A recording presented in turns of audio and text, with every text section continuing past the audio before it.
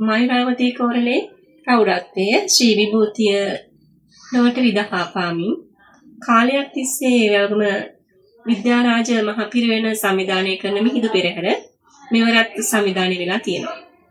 ඒ සඳහා අපි වැවගම විද්‍යාලය අපට ඒ සඳහා දායකත්වය ලබා දෙනවා නර්තනීන් කසකරුවන් වගේම අපි එදිනට බලාපොරොත්තු වෙනවා අපේ නාට්‍ය කණ්ඩායම් හා පැමිණෙන අය සඳහා දන්සැල ලබා දීමට. ඒ සඳහා පාසලේ විදුහල්පති මේ වශයෙන් මගේ සහෝදර ආචාර්ය මණ්ඩලයේ දූ දරුවන් සූදානමින් ඉන්නවා.